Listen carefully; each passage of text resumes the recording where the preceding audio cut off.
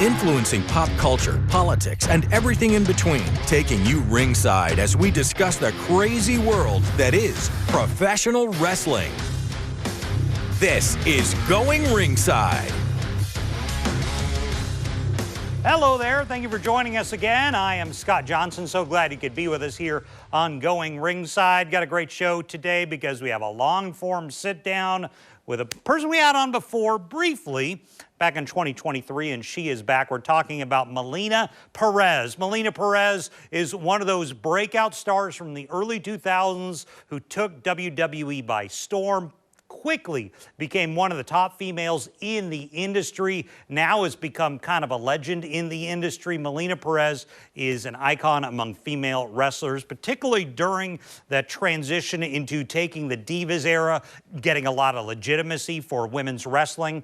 And I sat down with her at River City Wrestling Con. I'm going to co-host this segment with friend of the show, Simon Says. So let's get to it. Here's our sit down with Melina Perez. We'll hear a lot of questions from the audience. Let's get to it. Thank you, everyone, for joining us. I'm Scott Johnson with Simon Says. Of course, the woman of the day, the woman of the year, Melina, getting water right now.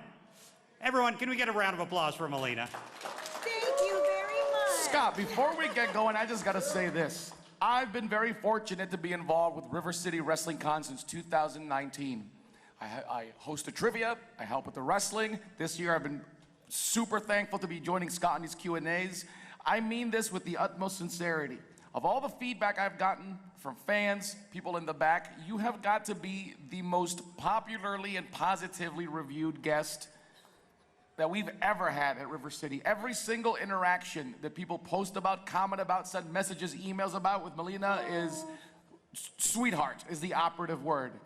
And, right? I mean, if you guys have gotten her line better, it's astronomical. Well, Melina, we'd love to know how it started. It was, if I remember right, it was California? You were in California at the time? Yeah. When wrestling started for you, rather, yeah. Yeah, wrestling started in California.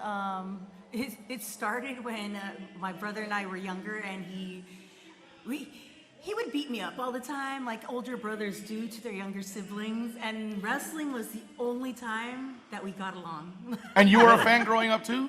Yeah, Okay. yeah. So my family always we had WWF, and then we had Lucha Libre. So we loved both. But the thing is like WWF was all about stories and the promo cutting and everything. That's the kind of stuff we watch. Oh, yeah. We're big on 80s movies. So in a way, it's kind of like you had your one-liners, you had all the things they said, just like in the movies, but wrestling was like real life. Oh, yeah. So that's the way it felt. So my brother and I just loved watching it. And I was telling one of the other fans that came around, I was like, I did the same thing she did, because she said, I know they say not to try this at home, but I'm like, yeah, I've been there too, girl. I wondered because there weren't as many females when people were young. No. I mean, when I grew up, it was all the boys watched it. The girls didn't watch it as much, but you did. Were girls around you watching it very much? I was the weirdo, especially in high school. I was such a weirdo where my friends would make fun of me because, oh, well, you and your wrestling. I was like, what? It's okay. But then at the same time, I think with my brother and my father was a boxer and then he played sports. And then my brother, baseball and everything, it just was normal for me. I never seemed weird. I think maybe if I had a sister, it'd be different, but... So growing up in those times, like Scott said, there weren't a lot of girls watching it, and there really weren't that many women wrestlers in prominent spots. So who was your influence growing up? Did you have a female role model growing up? Sensational Sherry. I loved her. My brother hated her. She's like, she's so mean. I was like, that's why I love her. But I see the similarities in the heel Melina Eminem and the shrieking, and yeah, all right. Was she a influence, you think, for a lot of females? Because she was really it for a big section of the 80s and 90s. But I never saw it, though. That's the thing where I'm like, what? Because everybody usually would say Miss Elizabeth or, they'd say other people, but I never heard praise for Sherry until I said it openly, more people started saying it. Wow. It's kind of like me. Like, people don't really say that they're a fan of mine until Naomi did. And then Naomi started saying it, and that made other people say, oh, it's okay to say I'm a fan. Because sometimes it's taboo or they're afraid of the reaction they're going to get, because I get heels don't get love. Oh, yeah. Because how are you going to love a bad guy? So you go to wrestling school. How does the transition start to school to pro? School to... I think you went to school, if I'm remembering right. Yeah. So, it was, I don't know, they just put me in there. I started doing managing, but at that time it was valet. That's what it was explained to me. I didn't learn how to manage until OVW. But I did 3 matches, I think, where I valeted. And one of my first people that I valeted was Frankie Kazarian. Oh, Yeah, we went to the same school. So that was in the beginning stages.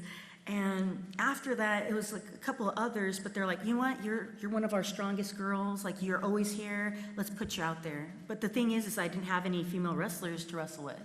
It was just me and Shelly Martinez, and we did that, and I think we did 2 matches, and then she quit for a while, and then I had to go to different states to try to find girls to wrestle. And were you always comfortable behind the microphone? Were you always in the... That took time? That took time. Yeah. Even in OVW, I was horrible on the mic. Everybody would make fun of me, which made it even worse because I'm very shy and introverted at the time. And so this was hard. And then being amongst my peers, where they pick on you, it made me not want to say anything. And especially if they tell you just cut a promo. I'm like, yeah, but about what? Who am I cutting it on? Like, when you get mad at somebody, there's a reason to it. There's stuff already planning in your head. You're looking at the person and you know who it's directly to. But if they tell you just to do it, I got stuck. I froze. Was M&M your first big break in the business? Yeah. In a sense, yes. It's the first time anybody ever believed that I could be a heel. Really? Because everyone said, you're so nice, you're so sweet, you're so cute. Oh, you're for sure a natural baby face. Yeah, they were like, you can never be a heel, Melina, you don't have it in you. And I was like, I'll show you. And I did it. And the funny thing is that there were so many people bullying me at the time, they actually were my inspiration for my character. Bullying you in the company or just in life? All of it. All of it, okay. Yeah. So every time somebody acted a certain way and they were like in my face, I would see their facial reactions, the way they did things, the things they were saying to me. I was like, okay. And I just kind of analyze it and take it, put it in my back pocket, and I'm like, okay, let me see what I can do with this. What a way to turn a negative into a positive and become a star doing it. Now, would you say your time with M&M was your favorite time? Yeah. Or did you enjoy your singles run more? I loved all of it, but then I think I didn't fully appreciate M&M in its moments because I was so wanting to do wrestling. I wanted to be a wrestler. So I was so excited about that I started realizing I miss those moments with M&M. Like, I wish we could turn back time because to have that family unit, the way we work with each other, I've never worked with anybody in that way again. It's a certain kind of energy, a certain kind of... camaraderie type thing? Yeah, and reaction, because we knew how to play off of each other instinctually by looking at each other. We knew what everybody was thinking at the time, and that was so much fun. M and N got some ratings. The other M got a lot of ratings because of the most iconic ring entrance in the history of wrestling. How did that come about? Because your ring entrance is the thing that made ratings go up on SmackDown. Well, the funny thing is I was very naive at the time. And I didn't realize how other people would see the entrance. I just knew I could do the splits, and I love gymnastics and dance, even though I have no gymnastics background, no dance background at all. I just was able to do the splits because my friend in cross country, when we go to track meets, she just did it. And she goes, anybody else can do that? And it's exactly the way that I do it in the ring. She just dropped and did that. And said, yes, can anybody else do that? And I said, I don't know, never tried. And I just did it. And I was like, yeah, I could do that. When that started, when did you realize people are paying attention to this? The second I showed everybody, because John and I forgot, oh my gosh, I wish I could remember my other friend's name at the moment. They were trying to show me how to do a sexy entrance. Okay. And they were like doing you need a sexy entrance. A guy named John trying to show you how to do a sexy entrance. John Morrison was Oh, John trying to Morrison. show Well, me. he probably could And pull it he's off. like, you gotta do this, you gotta do that. I was like, nah. well, how about this? And then I just did that, and I do that all the time. And Cornette didn't know, nobody on OVW knew what I was gonna do.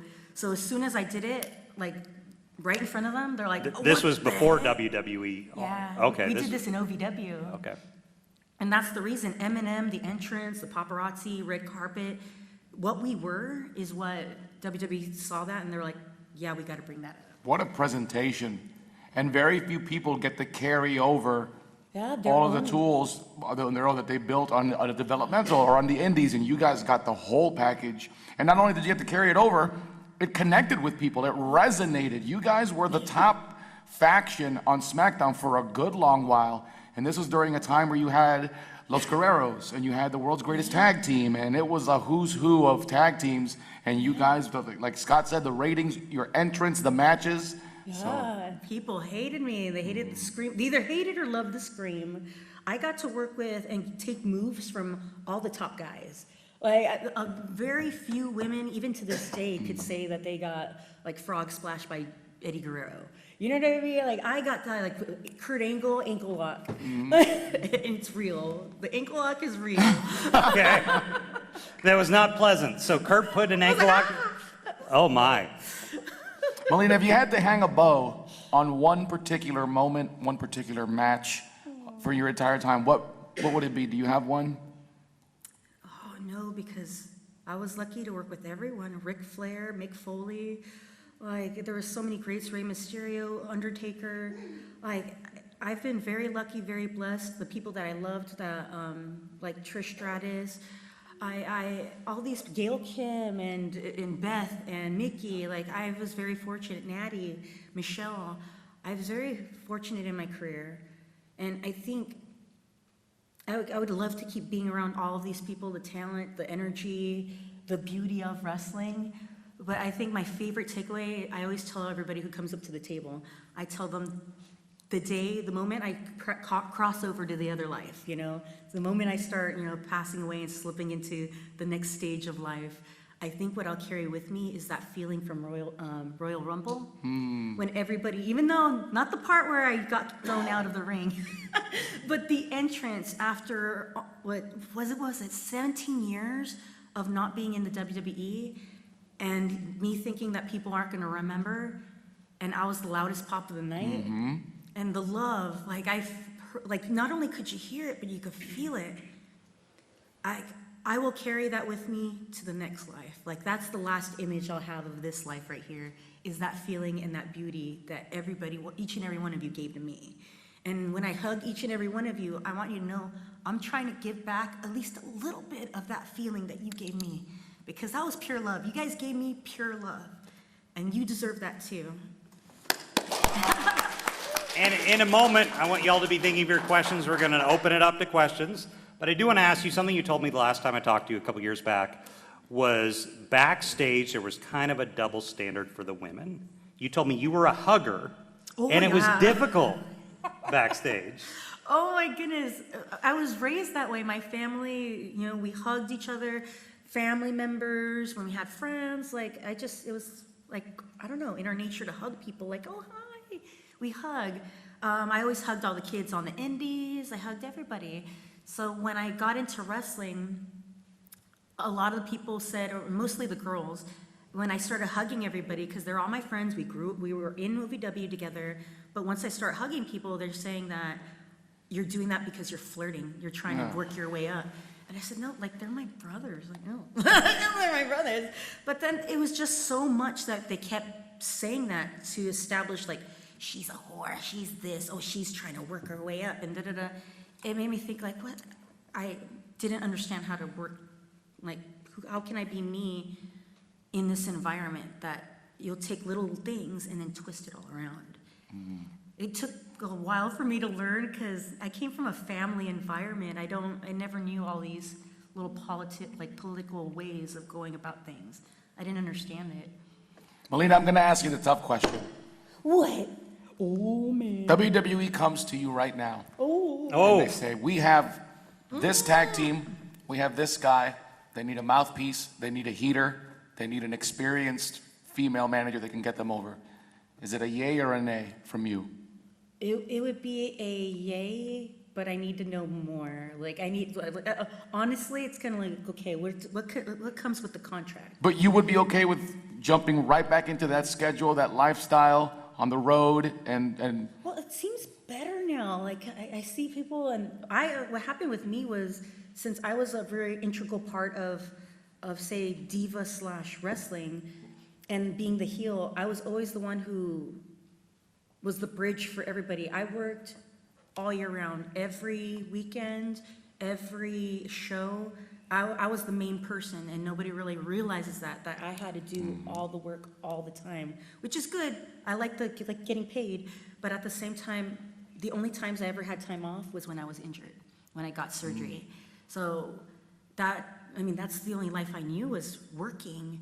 So, but I don't think that coming back, if I were to come back, I would have that scheduled. You said so it'd be nice. That'd be nice. You were a mix of the diva to the more straight wrestler era. You kind of bridged that gap. yes. But you got to, and that's why Bret Hart said what he said. And I know it's a controversy. They're like, oh, but you weren't a great wrestler. I did not do crazy, amazing moves. Wrestling, the art of it is not about how flashy you are. I could have been a luchador. I could have done it because I was trained by luchadors. But I learned the psychology of wrestling and realized I will have a longer career if I know how to tell a story, if I know how to make people look good. And people want to work with me because I can make them look good. And then Vince let me be a part of all these storylines, because I take a person that doesn't have any experience and make them look like an incredible wrestler, or either that, or they're a fighter. Because if you think about it, and I'm not trying to say that Trish wasn't good in this match. I'm just saying that she's so used to being with these other people that are great. It's kind of like a culture shock to find somebody like, oh, what do I do with this? But with me, Christy Hemme, she couldn't have a great match with Christy Hemme. But I took Christy Hemme, I'm like, okay, let's sit down and have a talk. Let's figure out your strengths and your weaknesses, and then put something together. You could take anybody at any skill set level. If you're good enough, like if you're really good, you could take anybody and make them look good. Miss Melina, I was the very first student of the Team 3D Pro Wrestling Academy. And Bubba said something to us, this is 2006. He said, wrestling is not about the moves, wrestling is about the moments. And this is going on almost 20 years now. And it's something that isn't even beginning to resonate until right now. People like you and Brett saying anyone can do the moves. So there's a lot of aspiring wrestlers that are here, that are working the show, and hearing it from people like you is what really makes it resonate. I just hope, I want like other kids to hear that they don't have to like break their backs and like take these dangerous moves to be able to be a wrestler. You don't have to do that to yourselves. There's a lot of girls who tell me, they're like, how do you do this? Like, you just do one thing and then all of a sudden everybody, like, they pop so much. It's because you have to get into their hearts. Have it mean something to them, that this one move, this one thing you're fighting for, you make them feel, and you have a great ending finish, and that's what they'll remember.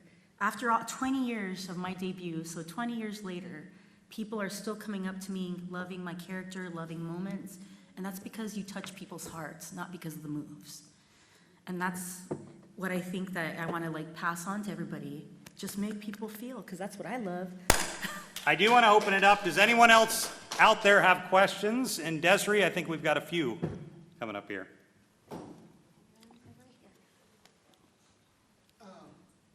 How do you feel like they're bringing back Evolution?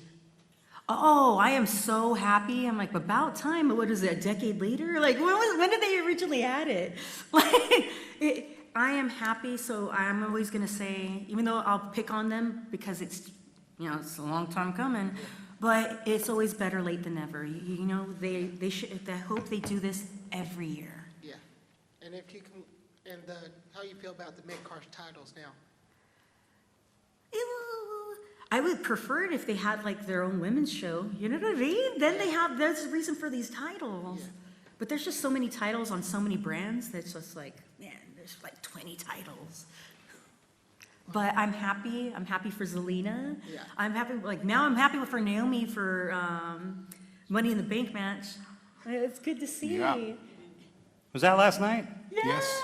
I got a question. I'm just going to ask you and put you on the spot. R-Truth showed up last night. Did you hear about that? Oh my goodness! Reason? But it makes me wonder because I heard all the commotion in the lobby. Oh, you heard it? That's probably what it was. I was like, what's going on? Yeah, he showed back up. Kind of surprised everyone. That's awesome. Do you think that's good that I think it was fan outrage that brought him back. What do you Yes, think? that's what they're saying.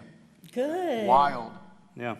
Oh, that's the support. So I know you had your time in the modeling business, and I know you won, I believe, Miss California in 2000. So what I want to know is what could you pull from the modeling world and the pageant world? Like what did you pull from that and bring it into the wrestling mentality? I think the confidence, like walking that runway. Honestly, even though a part of it's like a little bit pulling from my favorite people that I looked up to, like singers and all of this stuff. And also, I was very much into the fitness world at that time. So I've met some of the fitness competitors, and just watching them was like, wow. And the modeling and the pageant, it's like the way people carried themselves, and it's like, okay. I watched it, and I thought, okay, I'm gonna bring all of this and put it into wrestling. Because the beauty of wrestling is it's everything all wrapped up into one. You got your acting, you got your improv, you got your athleticism. That's where my dad was a boxer, and he'd spar with me. Funniest thing ever. I was not good at boxing because I didn't keep my guard up all the time. So my dad would tag me, and I'd go, pop. Keep your guard up. Did that toughen you up for wrestling? Oh, it did, because believe you me, I kept my guard up. If you watch any of my matches, I'm always covering up because in wrestling, some people don't know how to like pull back. So I used to have, I have dark mostly on this side. I have dark indentations, not because of stress or anything. It's because I've gotten so many black eyes that it kind of got permanent. So people will always get you. So I used to have to always put my guard up all the time. So my dad taught me. Right there. There's a lot of females on the NXT roster. If you had to face one female, who would you face? Oh my goodness. Oh, it's so hard. It's like, it breaks my heart because the first person I think was like Roxanne Perez. But I was like, oh no, she's like my little baby. Like, that's my little baby girl. There's also, what is this one girl? She's a surfer. And she does man, it is so cool what she does. Like, we got this person who has incredible creativity now.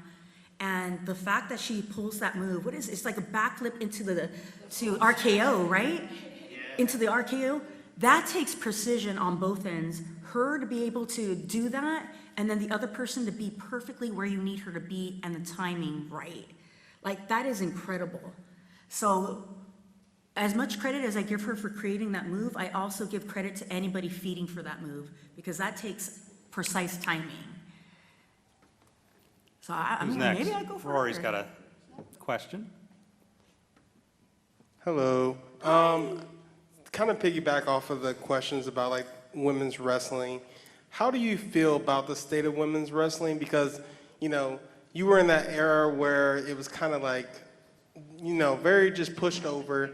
But now we're kind of in the era where women are main eventing, pay-per-views or PLEs or whatever they call them in different promotions. How do you feel about the current state of women's wrestling? It's gorgeous. It's beautiful. It's amazing. And I'm so thankful to be alive to see.